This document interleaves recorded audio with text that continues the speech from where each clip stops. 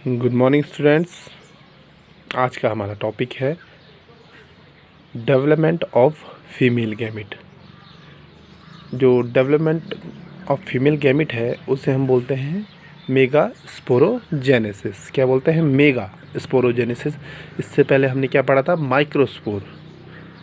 जब pollen grain का development था तो वो माइक्रो था, और अब जो हम पढ़ेंगे यहाँ पे क्या होगा, ओव्यूम का निर्माण होता है, तो यहाँ पे होता है मेगा स्पोरोजेनेसिस। मेगा स्पोर का मतलब होता है फीमेल गैमेटोफाइट और जेनेसिस का मतलब होता है डेवलपमेंट। तो जो प्रोसेस है जहाँ पे क्या होता है, फीमेल गैमेटोफाइट का डेवलपमेंट होता है, इट्स कॉल्ड मेगा स्पोरोजेनेसिस। अब यहाँ पे होता क्या है, जो मेगा स्पोर है उसका डेवलपमेंट होता है ओवरी के अंदर और जो ओवरी होती है वो जो होती है वो हाइपोडर्मल जो सेल्स हैं उनकी बनी होती है। स्टिग्मा, स्टाइल और ओवरी वो जो है हाइपोडर्मल की बनी होती है। पर ओवरी की कोई एक हाइपोडर्मल सेल थोड़ा सा अधिक डेवलप हो जाती है, और जो डेवलप जब वो हो जाती है तो उस सेल का नाम होता है आर्ची स्पोरियल सेल। जैसे कि आपको यहाँ पे दिखाया गया है, ये जो है ये आर्ची स्पोरियल सेल है, प्राइमरी आर्ची स्पोरियल सेल। ठीक है, ये प्राइमरी आर्ची स्पोरियल सेल का नाम याद रखेंगे। इसके बाद जो आर्ची स्पोरियल सेल है उसमें पेरिक्लिनिकली या पेरिनियली डिवीज़न होता है और दो सेल बनती हैं, एक आउटर की तरफ है और एक इनर है। आउटर सेल जो है वो प्राइमरी पेरिटियल सेल कहलाती है, जो बाद में न्यूक्लियस की जो वॉल है उसके अंदर जो कोशिकाएं उनका निर्माण करती हैं, और दूसरी जो सेल है वो कहलाती है प्राइमरी स्पोरोजिनस सेल। ये इम्पोर्टेंट है, इसको ध्यान देंगे। ये एमएमसी भी हम इसे बोलते हैं। मेगा स्पोर मदर सेल का बाद में ये डेवलपमेंट होता है, वो होता है प्राइमरी स्पोरोजिनस सेल से। और प्राइमरी स्पोरोजिनस सेल जो होती है वो मेगा स्पोर मदर सेल की तरह काम करती है यहाँ पर।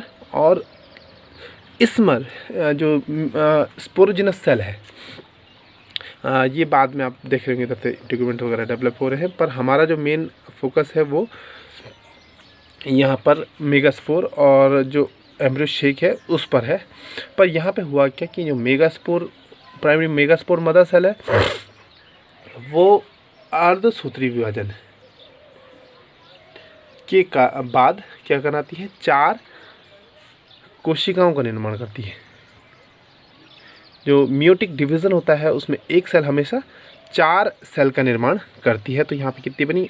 1 2 3 4 जो सेल हैं उन्हें बोलते हैं हैप्लॉइड मेगास्पोर, और ये एक लाइन में लगे होते हैं, इन्हें लीनियर टेट्राड भी हम कह देते हैं। ठीक है, पेरिनियल सेल ऊपर की तरफ है, और उसके बाद जो है ये मेगास्पोर जो है उसके बाद और डेवलप होता है। और हम देखेंगे कि इसमें से जो 3 जो सेल हैं, जो ऊपर की तरफ जो 3 सेल आपको दिख रही हैं, ये डिजेनरेट हो जाती हैं, यानी कि ख़त्म हो जाती हैं। ये ख़त्म क्यों होती हैं? क्योंकि मेगास्पोर जो होता है वो काफ़ी बड़ा एक सेल होती है, और ये क्या करती है, उसे पोषण की आवश्यकता होती है। तो ये जो डिजेनरेटिंग जो मेगास्पोर हैं वो अपना न्यूट्रिशन किसे दे देती हैं? फंक्शनल मेगास्पोर को देती हैं, और ये अधिक बड़ा हो जाता है। और जो इसका न्यूक्लियस है अब ये 2 बराबर भागों में बढ़ जाता है, और 2 बराबर भागों में बढ़ने के बाद ये क्या करता है, एक जो है वो एक साइड और दूसरा दोनों अलग अलग पोल पे चले जाते हैं। यहाँ पर जो विभाजन होगा वो माइटोटिक होगा, और फिर ये दूसरा डिवीज़न होता है, और यहाँ पर जो पोल पर जो सेल हैं वो डिवीज़न करके 2 ऊपर की तरफ और 2 नीचे की तरफ, ये न्यूक्लियस है, और 2 ऊपर न्यूक्लियस बन जाते हैं और 2 न्यूक्लियस नीचे की तरफ। फिर एक डिवीज़न और होता है इस पर, और टोटल अब जो है 4 सेल एक पोल की तरफ और 4 सेल दूसरे पोल की तरफ डेवलप हो जाते हैं। और इनमें से जो 4 हैं इनमें से एक एक न्यूक्लियस जो है वो बीच में आना शुरू करेगा, और बीच में आकर कुछ ऐसी स्थिति में आ जाएंगी कि 3 सेल जो हैं वो ऊपर की तरफ और 3 सेल दूसरे पोल की तरफ और 2 सेल बीच में। ठीक है, तो ये जो है ये रीअरेंज होती हैं। इसके बाद जो ऊपर की तरफ चेलेजा वाला भाग है उसकी तरफ जो 3 कोशिकाएं होती है उन्हें बोलते हैं एंटीपोडल सेल। बीच में जो न्यूक्लियस है वो क्या होता है, वो न्यूक्लियस तो जो उसके केंद्रक हैं वो तो 2 होंगे, पर जो साइटोप्लाज्म है वो 1 होता है। तो ये जो स्ट्रक्चर है ये डिप्लॉयड स्ट्रक्चर भी है, इसे बोलते हैं सेकेंडरी न्यूक्लियस। और सेकेंडरी न्यूक्लियस जो होता है वो बीच में है और न्यूक्लियस इसमें 2 और साइटोप्लाज्म इसमें 1 होगा, यानी कि डिप्लॉयड। और उसके नीचे की तरफ आप देख रहे हैं कि यहाँ पे क्या है, एक कोशिका जो है थोड़ा सा अधिक बड़ी है, इसको बोलते हैं हम लोग, ये वाली जो सेल है इसे बोलते हैं एग सेल। और जो साथ में 2 अलग जो कोशिकाएं थोड़ा छोटी सी हैं इन्हें बोलते हैं सिनर्जिड। बीच में थोड़ा सा आपको फिंगर लाइक प्रोजेक्शन दिख रहा है, इसे फिलीफॉर्म एपरेटस भी बोल देते हैं, कभी होता है और कभी नहीं भी होता है। तो ये जो है ये कंप्लीट एम्ब्रियो शेक का डेवलपमेंट जो बन गया, यहाँ पे क्या बना, कंप्लीट एम्ब्रियो शेक बन गया है। अब हम थोड़ा सा देखेंगे इनके बारे में। जो कोशिकाएं हैं सबसे ऊपर की तरफ जो कैलेजा वाला भाग है उसकी तरफ जो कोशिकाएं हैं वो कहलाती है एंटीपोडल सेल।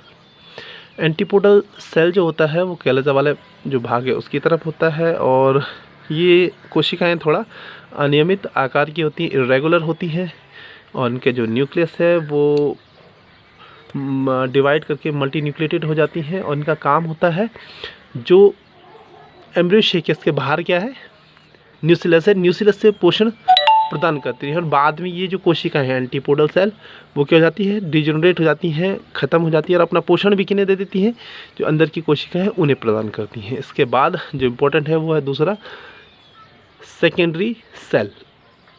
तो यहाँ पर क्या है कि 2 जो सेल्स हैं वो आपस में फ्यूज़ हुई हैं, तो ये डायप्लॉयड स्ट्रक्चर हो गया और इनमें न्यूक्लियस तो 2 हैं और कोशिका 1 है। ठीक है, बाद में ये एंडोस्पर्म का निर्माण करता है। इसे अभी ये प्राइमरी एंडोस्पर्म की जो कोशिका है वो है, बाद में ये ट्रिप्लॉयड एंडोस्पर्म का निर्माण करेगा। अभी डायप्लॉयड है, इसके बाद ट्रिप्लॉयड है। ये कैसे होगा ये मैं आपको बाद में वाली वीडियो में बताऊंगा। इसके बाद जो है वो है एग एपरेटस। टोटल जो पूरी 3 कोशिकाओं का समूह है इन्हें बोलते हैं एग एपरेटस। में से जो बीच की कोशिका होती है थोड़ा बड़ी उसे बोलते हैं एग सेल, और 2 सहायक कोशिकाएं सिनर्जिड। तो इनका काम क्या होता है, जो एग सेल होती है ये मेन फीमेल गैमेटोफाइट की सेल है, यही बाद में भ्रूण का निर्माण करती है। और जो सहायक कोशिकाएं बाद में ये अपना पोषण किसे प्रदान करती हैं, एग सेल को प्रदान करती हैं। इसका जो काम होता है ये जो पॉलन ट्यूब जो बनी थी उसको अपनी ओर क्या करेंगी, अट्रैक्ट करती हैं और कुछ हार्मोन्स का भी श्रावण करती है जो डेवलपमेंट में ज़रूरी है। तो ये है कंप्लीट एम्ब्रियो शेक का डायग्राम। आज के लिए बस इतना ही।